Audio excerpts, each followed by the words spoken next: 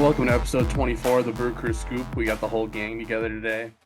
There's only been one series since our last episode, but the Brewers played 4 against the Cards at home. So we're going to dive deep into that. And we got one major storyline. The youth continues to shine in Milwaukee. So Robert Gasser came up and made his MLB debut and threw the ball really well. So we'll dig into that. But that's all the major stories we got on the rundown right now. Kian, welcome back. How are you? You know, it does feel good to come back, and I almost couldn't. So, this part of my week when I get to sit down and just off the dump about my favorite team. So, you guys are sometimes a little too positive. I did listen to the last one as I was instructed, so I thought Wow. you guys were a little too positive. So You kind. needed some negativity, so I'm here to bring that. Even though I'm really inspired by how they played this weekend. Speaking of positivity, Onabom is back on Twitter. Shout out Onabom. My favorite, I probably my favorite Twitter account. I love that guy. I hope he's listening. He's probably the only guy I actually respond to, like, regularly, uh, my little Twitter account these days. Brewers Twitter was all over baseball Twitter this weekend. Hell yeah. Yelly's Bong is a girl. I had no idea. I've messaged her and been in group chats with her. Didn't know. Yeah, But good stuff. I kind of had funny. I had my, when she was calling, a lot of the players hot last season is when I was like, I think this might be a female character Yeah. behind the old behind I behind the don't know. You keyboard. seen the Christian Yelich body issue? Come on. Oh, I've seen it. Oh, I've I seen think it I a couple honestly times. probably prefer that Yelly's Bong is a female if he's always like if he's sucking on it and stuff. Yeah, I facts. mean I mean I mean, speaking of Twitter, did you guys I just saw actually right before we started, there was a Tigers fan, a poor target Tigers fan that probably has no idea what he's talking about, I just saw talking that. about how they should trade for William Contreras. All of Brewers Twitter was hopping on him. They had like I know, I felt so 22 bad. quote tweets and 2 likes. I felt so bad for him. Bro clearly has no idea what he's talking about, but we're jumping on him.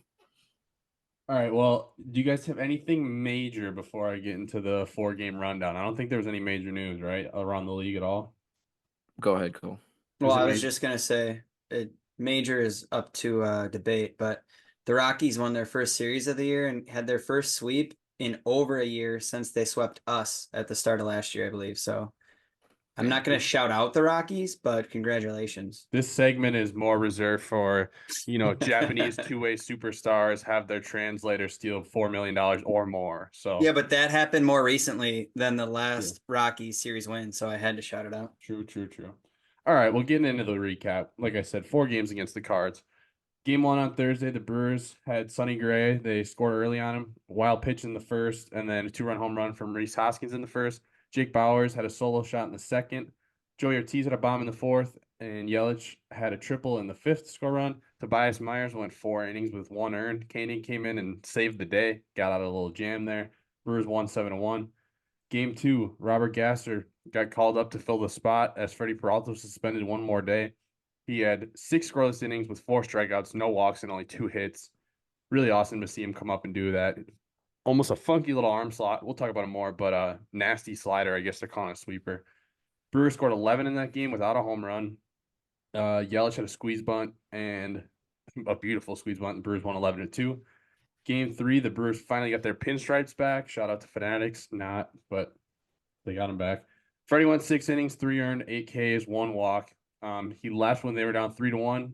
Sanchez had an RBI hit by a pitch, and then Hoskins had a 2-out, 3-run home run in the bottom of the 7th, and the Brewers ended up winning 5-3.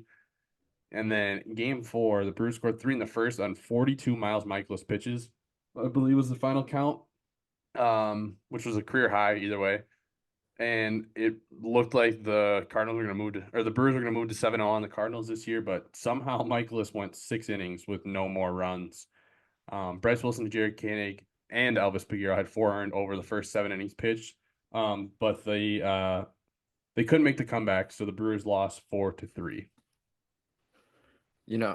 I'll ask or I'll defer to you guys. I did see. I think Tim Mumet is a nemesis of mine on the old Twitterverse.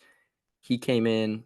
He said he was able to watch the ninth and check Twitter and said that there was some interesting bullpen decisions that were made. I had to spend some time with my family, so I missed the last part before I had a men's league game. But I was able to watch all of Bryce Wilson. He looked a little rough, but was it really questionable to bring in, Koenig to finish whatever inning Bryce Wilson couldn't, and then Peguero, and I saw was it Piamps came in, I think gave up another run. But was it questionable at all? I didn't think, looking at the box score, I didn't think it was too bad. I think Wilson and Koenig and Peguero gave up all 4 of those runs. Piamps actually was. I know you've been in and out with your baseball, so you're just reading box scores for the most part. But Piamps was on the bereavement list. He was just activated before tonight's game. But yeah, I did know that. Wilson, Koenig, and Peguero had 4 earned. So, And I guess Koenig's capable of going 2, but it's kind of interesting. You let the lefty stay at second. I mean, I didn't hate it, and no matter what, I think people complain about bullpens, but right. that was maybe the one thing. But otherwise, I don't really think you can complain too bad. We had won 12 of the last 13 against the Cardinals, and then we lose a 1-run game. It'll happen, but yeah, if we want to read the fine print, maybe that's something we can question, but I don't know. Also, if you have a guy who throws 42 pitches in the first fucking inning, it's probably more on the offense than any decisions made by the manager that you didn't score a run the rest of the game. And That's if that guy just crazy. sucks like he does. That was Let's say, crazy. as you just blew up Michaelis, like not even, He 2-3 weeks ago? I mean, kudos to Miles Michaelis for bouncing back. Nope. But I mean, kudos. I like I don't really Michaelis. like Miles Michaelis, but in terms of Oh, pitching, because how do you I throw like 42 Miles pitches in the Michaelis. first inning I and like then Miles Michaelis. like I don't Got know, a great that's the thing. mustache. Yeah, he's got a great mustache. Take it for a ride, Kean. I'm given the chance. All right. Let's stop talking about touching pitchers and let's talk about untouchable pitchers. You fellas are untouchable. Is that the thing? No one can get to you? Untouchable. Cole, There we who was go. your untouchable pitcher of the week? Yeah, I mean, I think it's an obvious choice, right? So I'll leave the gas man for a second, but touch on 2 names we've actually touched on before, one of which is Scoop's favorite player, Mr. Josh Hader? Tiago Splitter. Yup. Tiago Splitter. He not technically, he did go 3 shutout innings over the series. Found a little trouble, 2 walks and a hit by pitch, but still 3 Ks. I don't know. I figured if I didn't shut him out, Scoop would, so I beat him to the punch.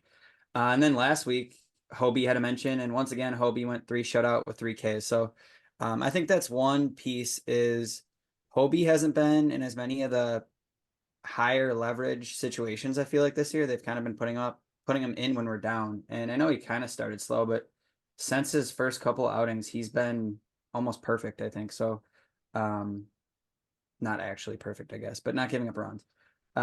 So those are 2 guys that worth a mention, but the obvious choice for the untouchable hitter was Mr. Robert Gasser, 6 innings pitched, 2 hits, hit by pitch, 4 Ks, no walks, obviously. And yeah, he looked ready for the role. He looked like a guy who can actually take the ball every start and give some innings as well. So he's going to be a huge piece. And it was awesome to see him go 6 innings coming off he was unofficially on like a rehab almost in his last couple starts in the minors, coming off that, I think it was a minor shoulder thing. So just awesome to see him go a little bit deeper. And my grandpa was a little upset that a lot of the attention around the league went to another debut this weekend, and he could not understand why Robert Gasser wasn't getting all the love. And I was like, I'm going to be honest, Grandpa, I don't think it's as much about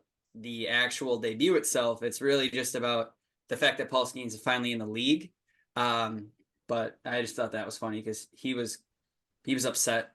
It's a classic media versus Brewers take. And I was like, no, Grandpa, it's a little different. Like, this guy's the next promised child on the mound, but it was funny.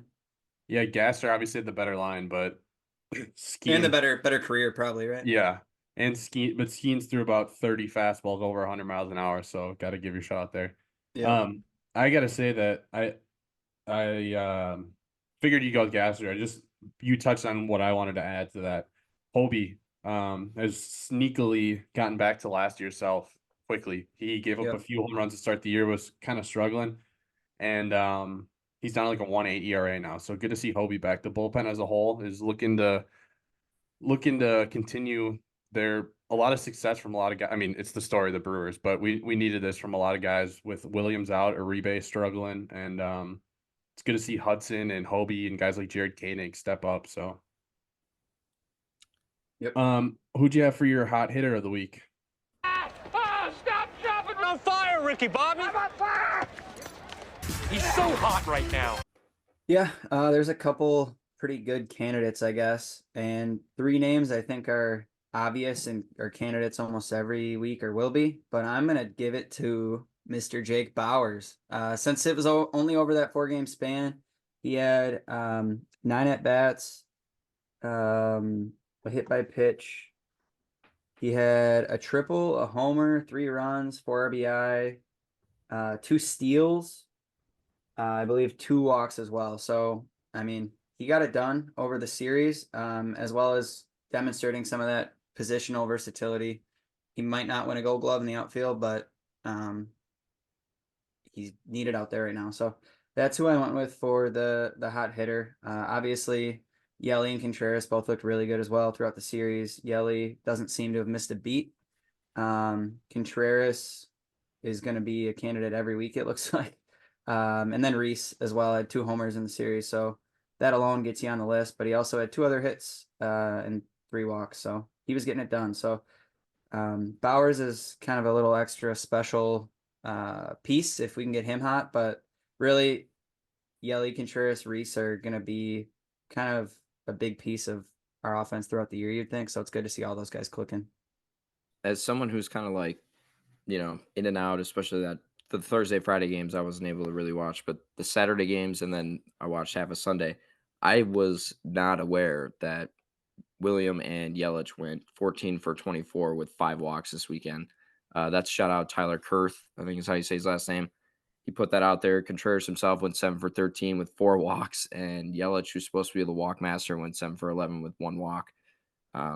So getting that production out of those guys, obviously they're never going to be that good, or they're not always going to be that good. But that's a good start to a good offense right there. Hell yeah. From your 2-3 hitters. I had Yelich 7 for 11 in his 3 games against Cards, a triple, nice little safety squeeze. Yeah, that was awesome. 2 RBI, 4 runs. So awesome And to a see steal, that. right? Which is just another piece. I think he had 1 steal.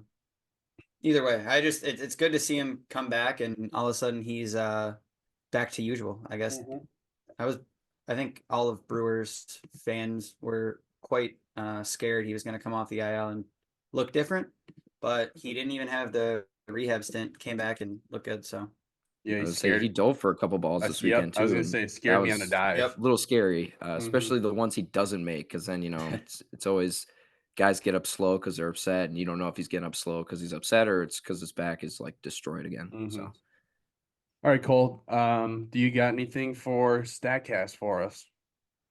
yeah, so I guess the 2 things I have is I just have a quick breakdown from Gasser's start, and then I'll touch on some new Statcast data that's out, and I think we'll dive into it more throughout the year, but I'm going to preview some of that as well. But for a Gasser start, he threw almost half his pitches were sweepers, which is interesting, and it was a dominant pitch for him. He had 15 swings on it, 7 of them were whiffs, and 9 of them were called strikes. So he was getting it done with the sweeper and throwing it a lot. And then his 4-seam and sinker weren't obviously as whiff heavy, I guess, but still were useful pitches with called strikes and just mixing up other pitches than just hammering the sweeper. And he mixed in changeups. But I'd be curious to see if he ups maybe his cutter usage. I know, I believe in the minors, unless Statcast isn't picking it up right, but I believe he used a cutter a decent amount and it didn't at least register him having one. So I found that to be interesting. But yeah, I think that the kind of 80-mile-an-hour or so sweeper being his dominant pitch was interesting. But we'll have to see throughout the year to kind of compare to his initial start here as to how velocities and all that look. But when a guy sits, I mean, just below 93 really for an average with the sinker fastball, and is that effective? Honestly, I think it's promising because, he's not to say guys who pump gas aren't pitching, like the art of pitching, but If you're able to be this effective without just pumping heat, it's probably a good sign for some longevity, hopefully. So that was just the really quick view. Kind of a There funky for arm slot Bassett. too, like Yeah, which I didn't notice till it's almost like his arm comes forward before he even goes into layback. So I don't know if that has something to do with it, but yeah, good to see. yeah, definitely don't want to be a lefty against that sweeper. Mhm. And then the new kind of data out from Statcast is it's bat tracking data. So it's kind of, I don't know. It was all over baseball Twitter, I guess, yesterday that people were dropping articles and stuff about the bat speed data. So the league leader was Giancarlo Stanton. Go By a figure. couple He points, also, right? yeah, by I Yeah. think it was a 2, maybe 3 miles an hour. He was the only one averaging over 80, I think, 80 miles an Mhm. hour. And go figure, he has the hardest hit ball, I believe, in home run of the year. So that correlates. And then it's kind of funny when you look at the top couple guys, it's like him, Schwarber, and a lot of other guys that strike out a decent amount. So there's something to be said with the fast bat equaling hard hits, but also your fast bat goes through the zone real fast. So if you're missing, you're gonna miss a decent amount. I think O'Neill Cruz is maybe I number was 2. So just about another to say, example. I Yeah. watched that whole Pirates game because of Skenes, and O'Neill Cruz hit a ball like straight over the second baseman's head, and Yeah. it went almost into the river. And then the next day he hit one of the highest home runs of the year. That Yeah, dude's I don't fun. know. When I he was gonna becomes say I fun. don't know his splits, but he started super slow, but he's actually been a lot better in the last month or so, I think. Maybe not quite a Mhm. month because it's still that early, but he's heated up a ton because he was struggling a lot out of the gates. But yeah, he's a fun guy for baseball. But yeah, so league data, that's great. But I quick wanted to look at the Brewers data, and we can revisit it as time goes on. But basically, one of the main kind of metrics is they have average bat speed, and then they also have squared up percent or squared up per swing. So how often you're squaring up a ball or how often you swing. And that's where a guy like Luis Arias, he's not nearly one of the he actually I think is one of the slower swings, but he's squaring up most of his balls. And I think Stephen Kwan's another example of that, where they're one of the lower numbers for um, basically power, but bat speed. But then their squared up per swing is very high. Can you guess what Brewer kind of is replicating that profile of squaring up a lot of balls, but not necessarily hitting them hard? Oh, I was thinking you were gonna ask the opposite. I was gonna guess Bowers are done, but squaring up a lot of balls but not hitting them hard. So guys that have a good average, but they're Oh, not really Terang. hitting. Correct. Yeah. Yeah, Bryce Terang follows that model pretty closely. He's one of the Yeah. higher. He's scoring up a lot of balls. Obviously, as we know as Brewers fans, he was never really going to be a power bat, but as we can see in his average, it's paying off. So he's a case like that. Another guy that's not hitting for as much bat speed, but is scoring up more balls is Sal Frelick. And he's kind of in the, I guess, chart, and I'll show it on screen, but he's at least in the proper region. If you're not going to swing the bat really hard, he is squaring up a decent amount of balls, and Blake Perkins is the same way. So those guys are all kind of trending towards being hopefully like positive contact bats. And then there's currently actually 4 guys for us that are in the quadrant that would be above average and squared up per swing and above average and average bat speed. So you could guess 2 of them easily. And I'll let you guess the 2 obvious answers there for the guys that are basically really good at hitting. Contreras and Yelich. Dang, Coach There Keen you might not. go. He doesn't have to watch the Brewers. Yeah. The other 2 guys that are in that kind of area is Reese, which I could see. He has an okay approach, and his power recently is looking good. Gary Sanchez is actually also in that group, which I think kind of surprises people because I expect him to hit like 190 with 25 bombs. Yep. But and then Willie is like right on the line of average squared up balls per swing, but his speed is high. And then yeah, Scoop, you were correct in Dunn being a guy that is swinging hard but not squaring up a ton. Also, Jory Ortiz is down there, which I found to be interesting because I don't think that's where we thought necessarily profiles. But it's still a small sample size. So very interested to see how the data moves on But yeah, it's awesome data. And like I said, I'm looking forward to diving into it more. But yeah, for now, we'll just go over that high level stuff. But it's really interesting. And kind of goes through a battle of swing approaches, right? Because Arias, Quan, a lot of those guys are going to be some of the lowest swing speeds, but they're going to have some of the highest averages and then on base tools. So it's a battle of, I guess, baseball theory and stuff. Yeah. But interesting. Yeah. Yeah. Moving on to the standings. So the Brewers we're at the quarter mark of the season for them, 40 games. They're 24-16. They got a half game lead on the Cubs. Cubs have one more loss. And the Brewers and Cubs are starting to pull just a tiny bit away from the rest of the Central. All of them are at least 5 games under 500. And then in the West, the Dodgers have a 5.5 game lead. The Phillies and Braves in the East are pulling away from the pack a little bit in, like I said, the NL East. And then on the American League side, it's still Baltimore and New York at the top in the East. The Twins and Royals are right there with the Guardians now in the Central. And then the West is pretty evenly spread out, all within 7 games. But the Mariners have a half game lead right now. Oakland is 19-23. Like we always say, it's cool to see the players doing well. Obviously, kind of a joke of an organization right now, but the A's got some fun players who will probably be dealt in 2 months, but cool to see.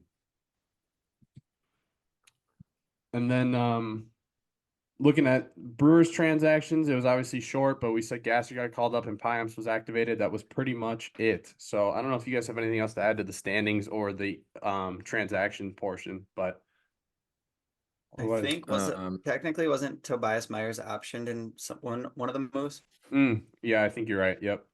Yeah, so I think that's just interesting. Probably worthwhile, I guess, if he's not going to give us as much length. He's not as helpful up here, but he looked enough the part in his span here. I think his last start for us was decent, but I think it was only 4 innings, so that's kind of the problem we've run into.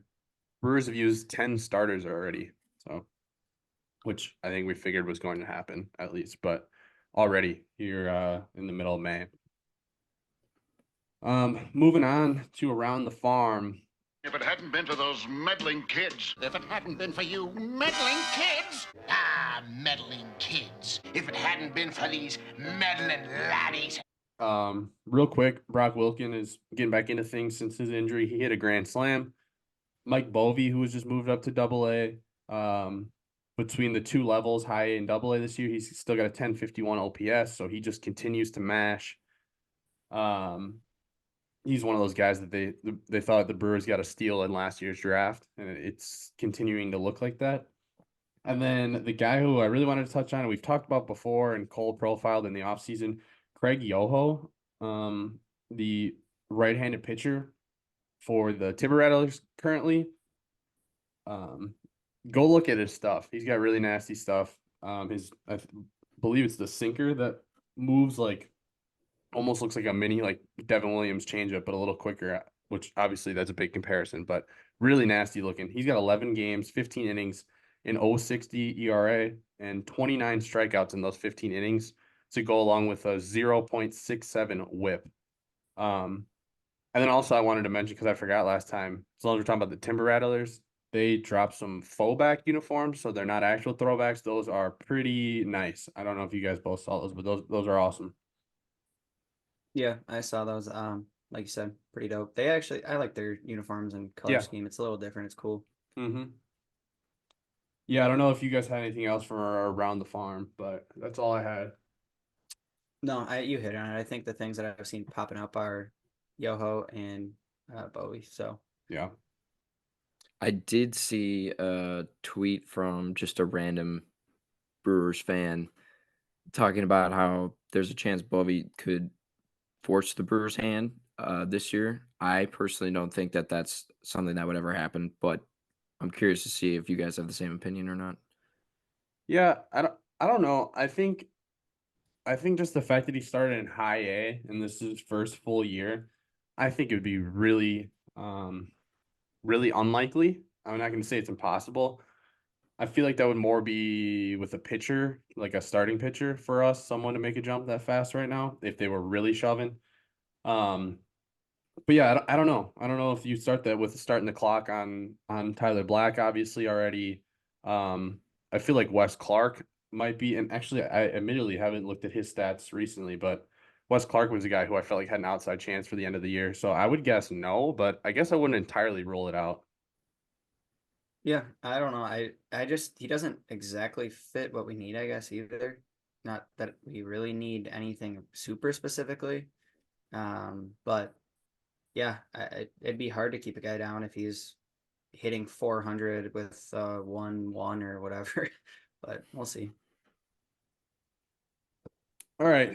And then moving into my random Brewers game of the week, random game in Brewers history. Random. So yesterday, Ali Marmol, the manager for the Cardinals, and then their bench coach, Daniel Descalso, were both ejected after winning a challenge, but you can understand the frustration. Umps were a little questionable yesterday.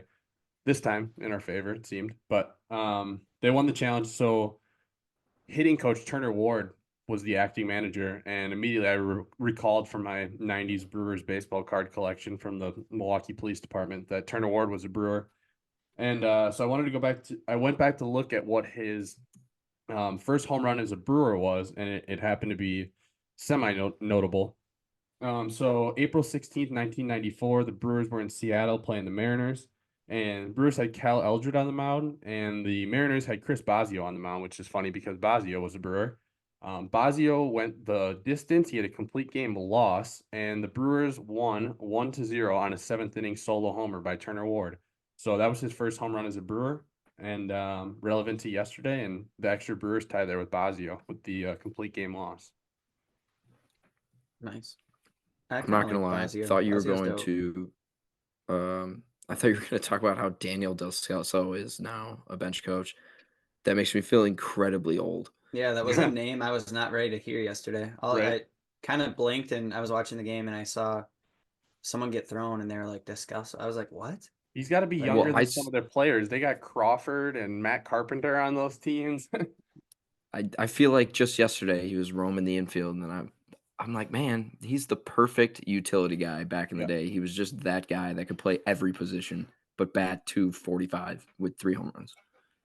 yeah, Perfect bench coach. He probably knows the game Yeah. Yeah. way better than most people. Then Ali Marmol.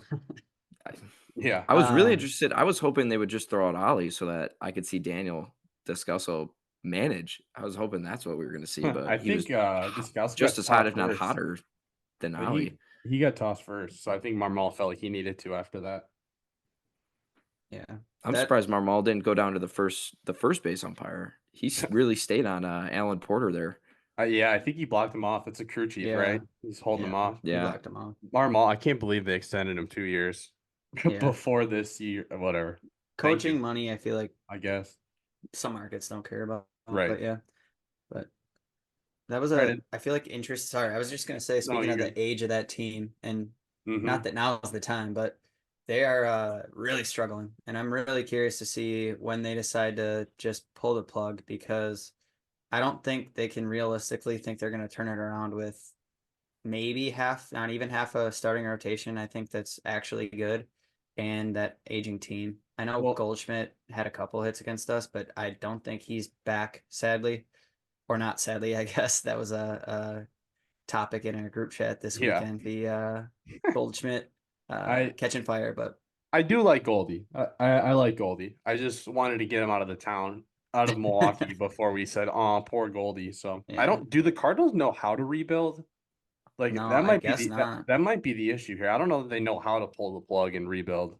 Yeah, not to mention, I mean, some of those guys on that team, I don't think are literally worth anything. Like, I don't know Right. who's gonna really pay up for. I like Crawford was a guy who's always, I feel like, likable, whatever, but he's just not really useful Well, his anymore. career was about over, and then all of a sudden, out of Yeah. nowhere, in that 105 Yeah. the Giants team, he was crazy. Yeah, I don't know. It's interesting. And Carpenter broke his bat not swinging this weekend. That was Yeah. interesting. A la Noah Syndergaard back in the day. Yeah. But yeah, I don't know. Curious to see, because like while the Pirates are under and the Reds even are underachieving, they still have a lot of young talent on their roster, and the Cardinals don't really have that. Yeah.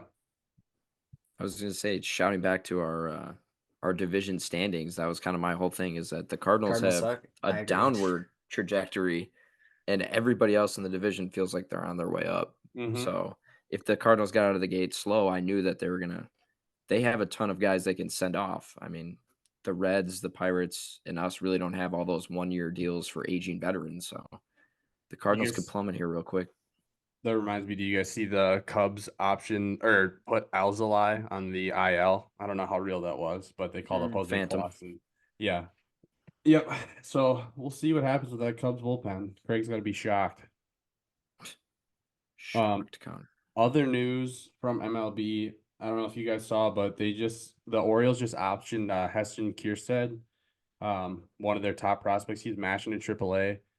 Didn't they just not play him? That's what I Right. think. So that's why I'm bringing it up. So they brought him up for 3 weeks, and he only played in 7 games. And I think 3 of those games he had 1 at bat, so just a pinch hit. 2 of those games he had 2 at bats. So there were only 2 games where they gave him more than 2 ABs, and he went 2 for 14. So how do you do that with a top prospect? I know they got a lot of guys and like a lot of like they put. I guess what I'm trying to say is why would you bring him up to platoon a guy who was hitting had like an 1100 OPS or something like that? Don't quote me on that. It was interesting to me. I think they literally just wanted to see if he could catch fire and they could keep him up, but they just have so many guys. Yeah. Which makes me wonder if, not that it's a problem, but it's almost not working itself out because they have so many guys that are pretty much league ready. I wonder if that just inspires them to bundle a couple up and make a big move at the deadline, especially with Corbin and his You'd 1 year think. there. Like, Yeah. I don't know, like, not that it's a waste to keep all those guys down or whatever, but you literally have too many mouths to feed. And yeah, Mhm. you're probably not going to keep all the perfect guys and get rid of all the bad guys. But if you can actually make that move, I don't know. It seems almost obvious at this point that that's what they're going to have to do and should do. Yeah, because they had guys up who weren't even the highest of the touted ones yet. I mean, they have so many, obviously, with Gunnar and Adley, but like Colton Cowser cooled off a little bit after a really hot start. I would have thought that Heston would get more at bats, but yeah, I think you're onto something there, Cole. They're gonna have to package up some of those guys.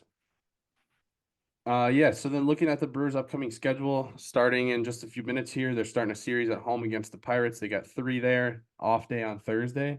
And then they're headed on a 3-city road trip: Houston, Miami, and Boston. So What an interesting group of teams right there. right. And on the schedule right now, it's looking like Brewers need to do some damage right here. More road games again, but Pittsburgh, Houston, Miami, Boston. Hopefully they can capitalize on that. No one too daunting.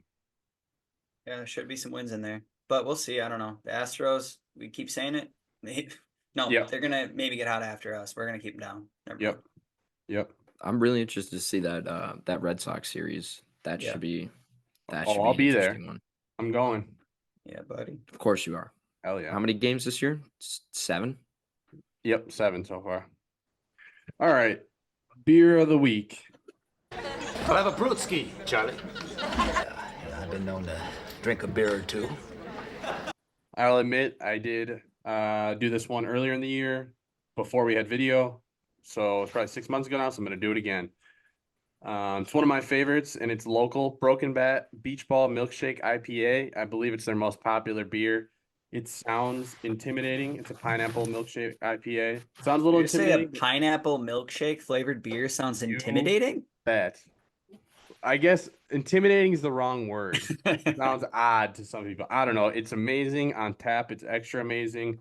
If you haven't been to Broken Bat and you're listening to this podcast, go down to Broken Bat Brewery in Walker's Point-ish area. Broken Saying Bat that, delicious. saying that like you're getting paid to say it. Yeah, I'll do ad free for the Broken Bat Beach Ball. It's that good. I enjoy the beer. It's pretty good. Just remember, if you get the cans, you got to roll them out a little bit. Get those pineapple chunks moving. Yep. Oh, there's real pineapple in it? Yeah. Yeah, processed chunks. And I think there's actually like a small little bit of dairy too. Oh yeah, there's milk in it. Oh. It's on the can. It's good. It's good stuff. Honestly, it's really good. But you have to drink it within You have to if just get the 4-pack because then you can drink like one over once a week. If you get it over a month, they start to taste a little different. Good beer though. So, a couple final thoughts for me. First thing I want to say, obviously, the standouts for the Brewers so far, Contreras, Peralta, Brian Hudson, Bryce Terang, been great. You count Yelich in there, even with the injury. But I want to give an honorable mention to Jared Koenig.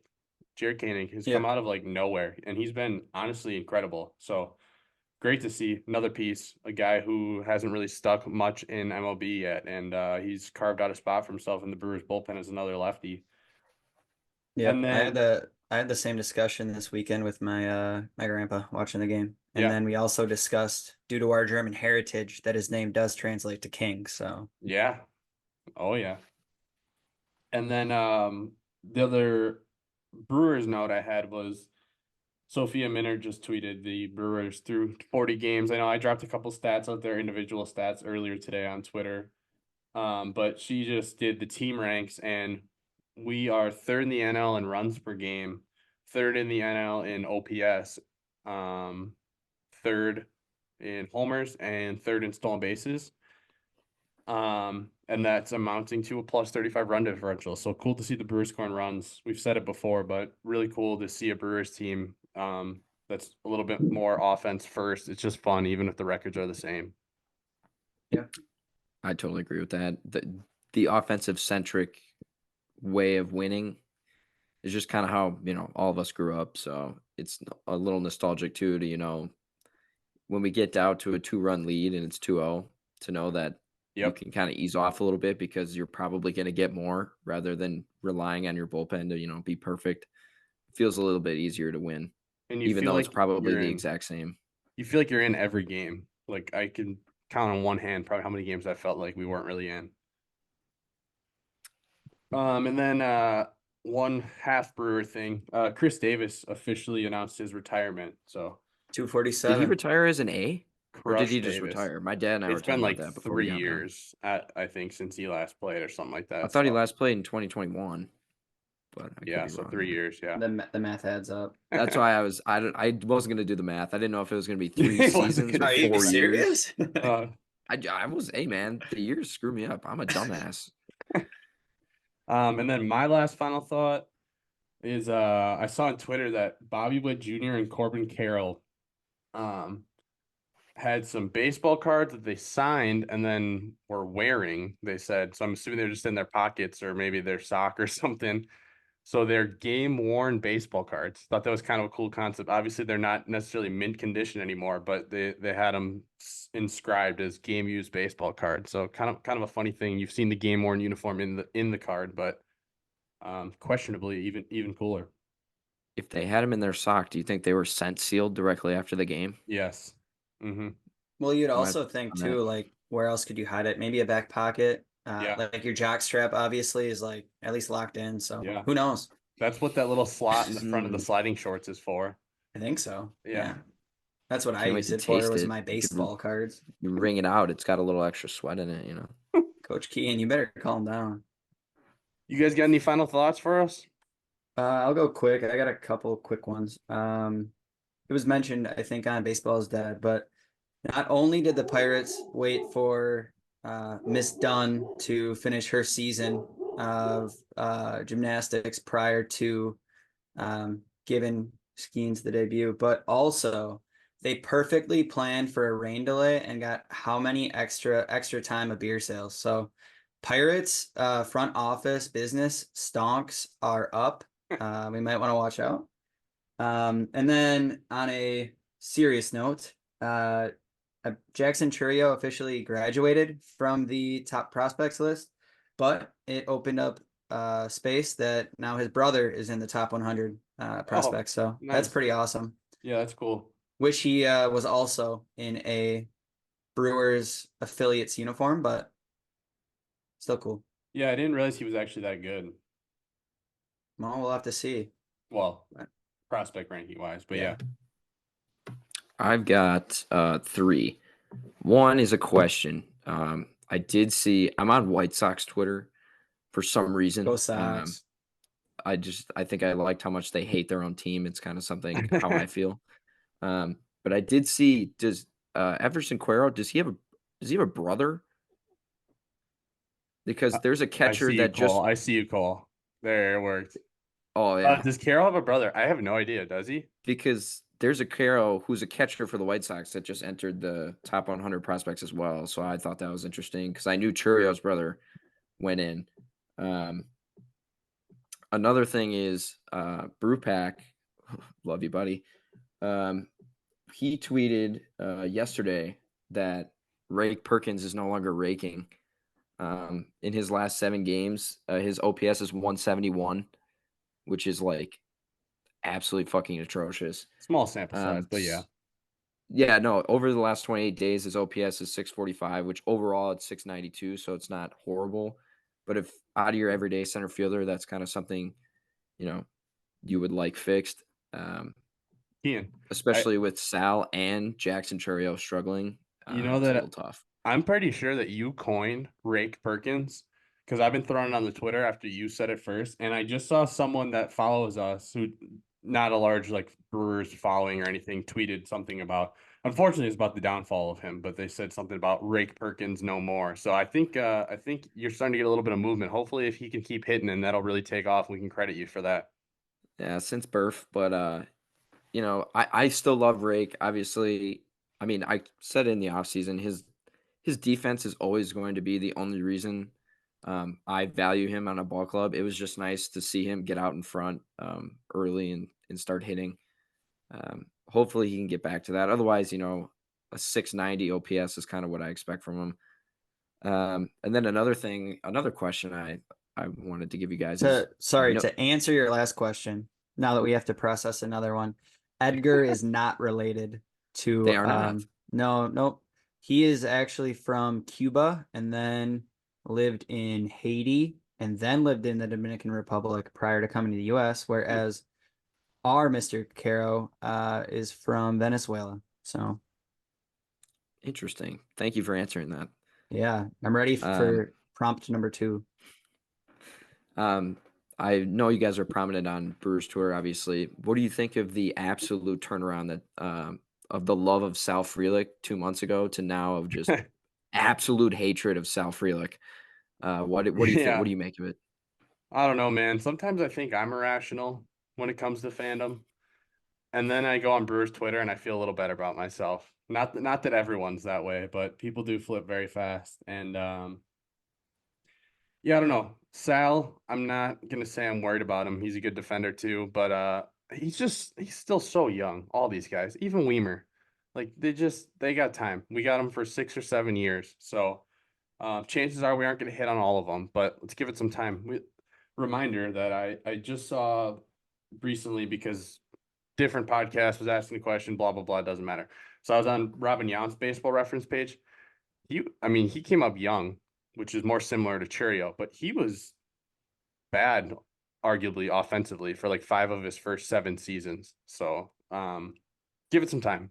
That's all I gotta say. And if the rest of the team is raking, you can be patient. In years past, when everyone sucks, then it's easy to be more impatient. So that would be my take, but I don't want to tell people how to be fans. Yeah, I'm fine telling people how to be fans, and they should probably calm down. He's just in his second year. He demonstrated year 1 a decent hit tool and kind of I think slowed down as his time went on, but it wasn't terrible. And this year he started slow. I would expect in his career his average to be a bit higher than it is now. He's never going to be a power hitter by any means, but I think he's got a little pop. He can steal, and I think his defense. I think it kind of hurt him that they were moving around in spring training. He probably wasn't able to focus how he normally would and so on. So I definitely think he's not someone to freak out over. Even at this form where I guess people are so mad, he's still getting on base over 300. I think it's like 315 OBP. And he's had a couple mishaps, I guess, in the field, but still not bad. And I think his ceiling is higher on both kind of pieces of his game. And at the end of the day, you do have to remember the White Sox, as previously mentioned, are paying Andrew Benintendi millions and millions of dollars to be a far worse baseball player. So we have Sal Frelick for next to nothing. Just be patient. He'll be all right. I don't know if I ever want the Brewers compared to a White Sox to move personnel wise or ownership wise either. They're just above the A's in my opinion in how they're run. They're a little goofy over there, which is a shame because they're in a huge market. So Yeah, they're the best franchise in that market. I actually can't say that, sadly. yeah, I was gonna say. All right. Well, I think that's all we got for you. Thanks for listening to episode 24. We got Mitch Keller versus Colin Ray starting right now. Go And the Brewers. Brewers are favored, which Hell I yeah. kind of found interesting. Well, Colin Ray's Mitch Keller's been a little slow, but still kind of crazy. But yeah, it's just Colin Ray. That's really what it is. Go Brewers. Go Colin Ray. Bye. Go Brewers. Cats.